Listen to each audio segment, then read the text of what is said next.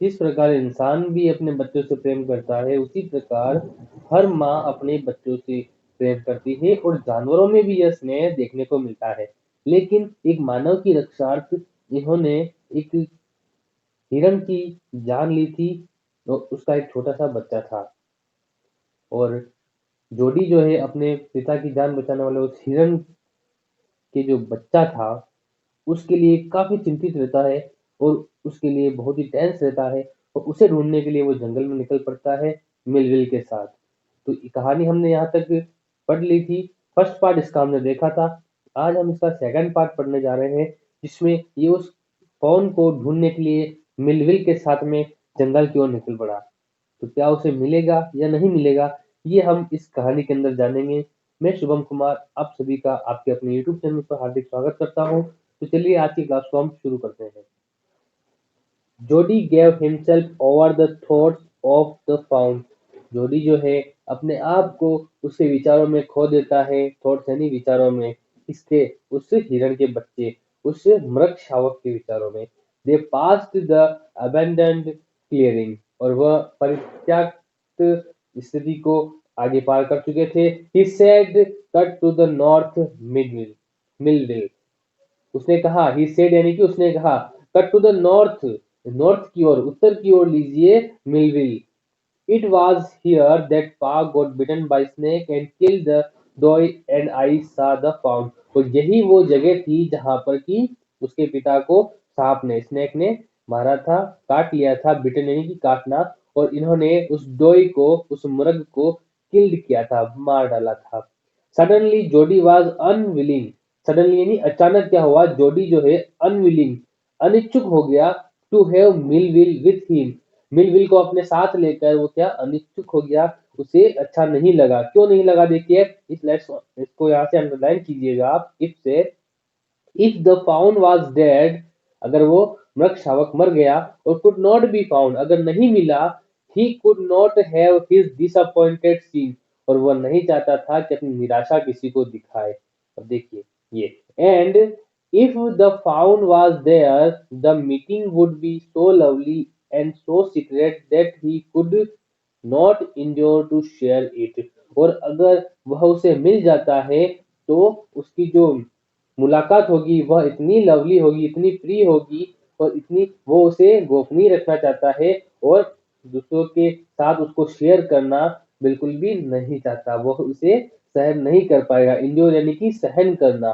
तो अपनी जो मुलाकात उससे होगी, उस फ़ोन से, वो उसे सीक्रेट रखना चाहता है, किसी के साथ शेयर करना नहीं चाहता।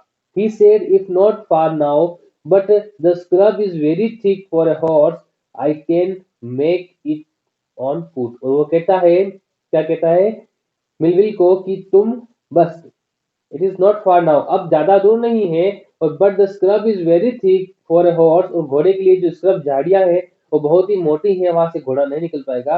I can make it on foot, मैं इसे तय कर लूंगा। कैसे तय कर लूंगा, चल के ही इसे तय कर लूंगा। But I am afraid to leave you boy. वो कहता है लेकिन मैं तुम्हें ऐसे छोड़ने से नहीं छोड़ सकता, मुझे डर लगता है। क्यों डर लगता है देखिए, सपोज यू गॉट लॉस्ट और got bitten by the snake too. अगर क्या पता तुम इस जंगल में खो जाओ या फिर तुम्हें भी वही सांप वापस से डस ले, तो इसलिए वो उसे नहीं छोड़ना चाहता था। मिलविल किसे नहीं छोड़ना चाहता, जोडी को। ठीक है, आगे देखिए। I will take care, it might take me a long time to find the fawn if he wandered.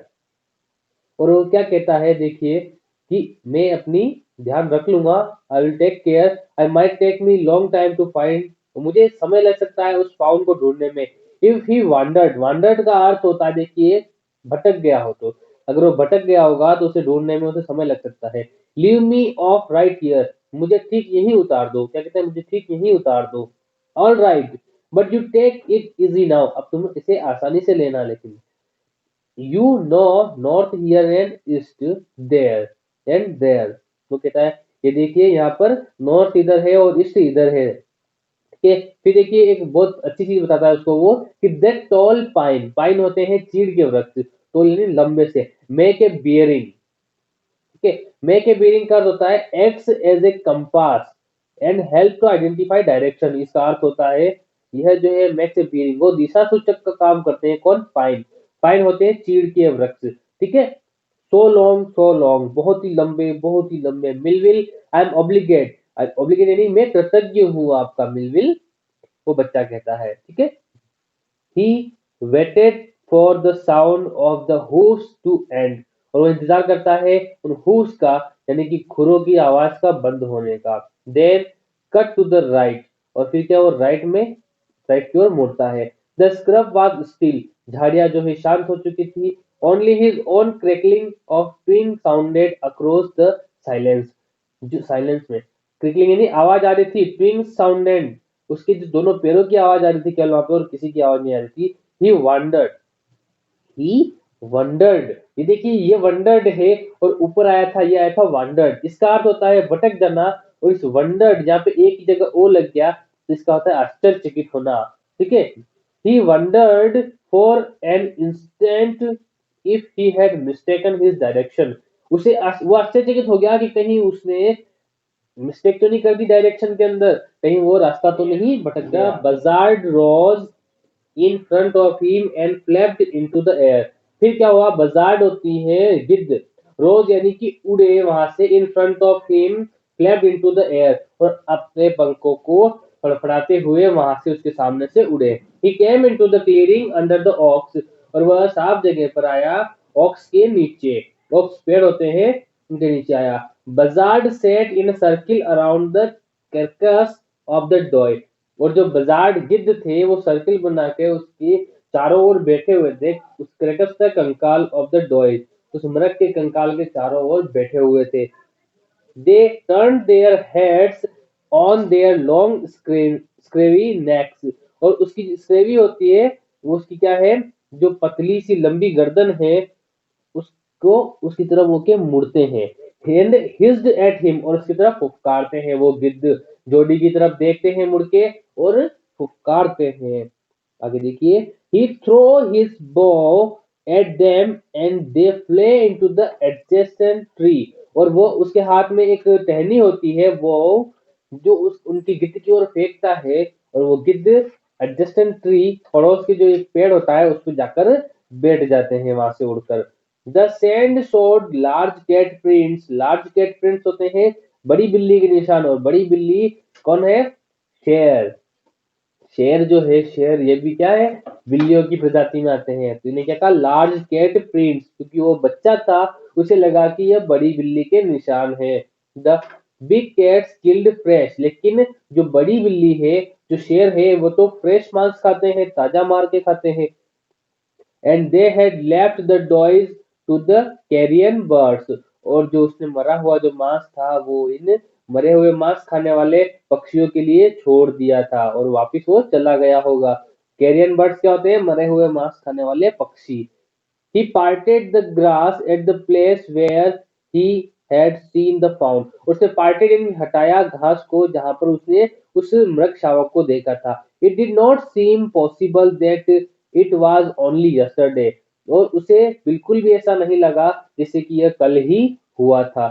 The fawn was not there, और जो fawn था वो वहां पर नहीं था। ही सर्किल्ड द क्लियरिंग, और उसने चारों ओर साफ किया घूमकर। There was no sound no sign, और वहां पर ना कोई साउंड था और ना ही कोई निशान थे।